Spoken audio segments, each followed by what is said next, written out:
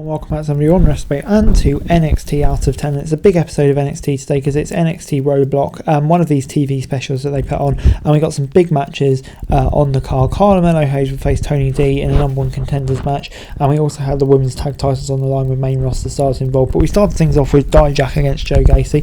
Dijak brutalised Gacy inside the Asylum cage using every weapon available. It took a pair of feast strides to finally put his rival away. It was a fun one. While there was very little actual technical wrestling or use of the cage, the two kept it fresh with a variety of unique weapons available in this battle. Hard Justice has made the matches better. His first with Gacy was better than this one, but this one, its job is impressive, particularly getting Dijak back on track. He looked like a destroyer throughout. If NXT is finally ready to push Hard Justice, the time is right, getting in the North American Championship scene, at least for stand and deliver.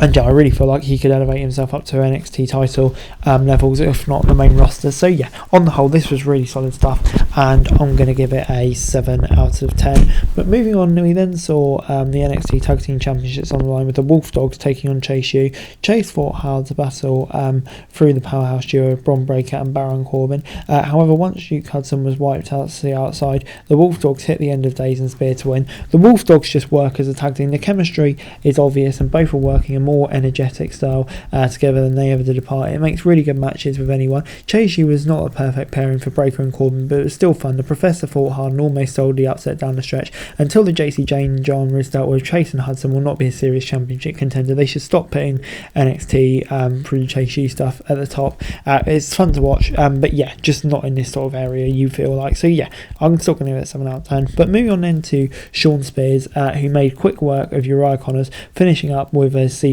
and a slow methodical pin. He grabbed the mic to goad Ridge Holland and then begged him to use a steel chair on him. Holland backed down. This was not even a match, as the time between the finisher and the pinfall was almost as long as the rest of the action. It did show that Spears is a force to be reckoned with, though. It's important when goading a big man like Holland to a fight. However, the story, maybe it's still in its infancy, but I just don't think it's working as well so far. His feud with Holland comes as a rehash of Bray Wyatt and John Cena at WrestleMania, with no other man kind of big enough to sell that angle. Connor was the jobbers for this match, but he is the son of Finlay and likely to get a serious push down the line. So yeah, it's a shame that maybe he got put in this position.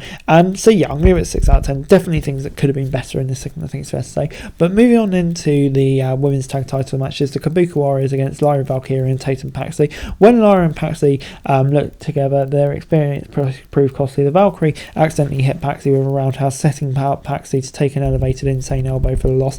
Afterwards, Roxanne viciously attacked the Valkyrie, sending her into the steel sets, then hitting a diving foot stomp on her left arm. Valkyrie had to be stretched out of the building. Of all of the announced matches to tonight, this one was no different. Valkyria works like she belonged.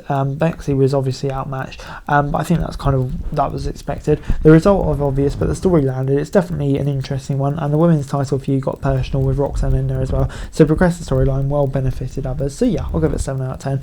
Before it's time for Blair Davenport versus Fallon Henry. Fallon worked behind from early in this match, but she ducks in the running knee strike from Blair, leaving the heel recovering outside. In a surprise return, Sol Rooker planted Davenport with Cartwheel DDT, and Henley took advantage to win. And yeah, it's really good to see Rooker back in action. She's one of the most exciting stars and will likely pick up right where she left off in a strong women's division. It makes sense for her to target Davenport since she was one of the parking lot victims like Nikita Lyons, and they worked a solid match. I just feel like maybe with the rest of the card it didn't quite click as much for me, so I'm going to give it a 5 out of 10, but I think there's definitely lots of stuff here to be excited about. But moving on then to the No Cool Takashi crew, and they promised to defend the Heritage Cup as a group and would enter the tag team tournament to crown a number of contenders for the tag team championships. William Regal arrived to warn Dempsey that he needed to defend the Heritage Cup with honour and integrity for the sake of British wrestling. Regal's son mocked him. With the idea of Regal and Dempsey exchanging words is exciting on paper, NXT refused to acknowledge that Dempsey was talking down to his own father. Instead, the focus was on Regal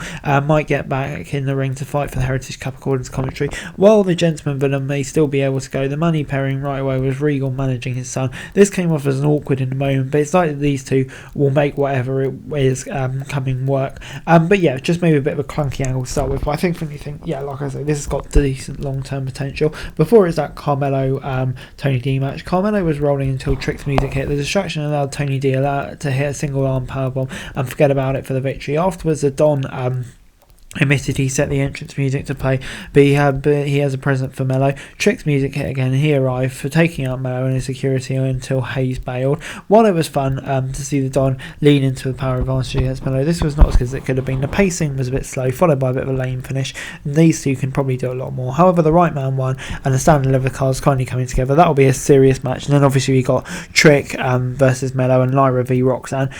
So yeah, NXT kept it simple and going to get their one-on-one match. I think in a way we kind of got the best of both worlds. Was it acted out as well as it could have been? Probably not, but I think we still arrived in the right destination. And overall, NXT this week gets 6 out of 10 for me. I thought, this was quite a solid episode of NXT. Lots of stuff happening as you'd expect on these TV specials, and like I say, the card is really starting to take shape now for Stand and Deliver, which is exciting. Obviously just coming around the corner. So yeah, good stuff on the whole, and get 6 out of 10 from me. That's it for this video. Thanks very much for watching. Remember to like, share, subscribe, follow us on our socials, link in the description below for daily wrestling news, meme and content. Subscribe to our other channels on screen right now, that'd be greatly appreciated. Thanks very much for watching. Peace out.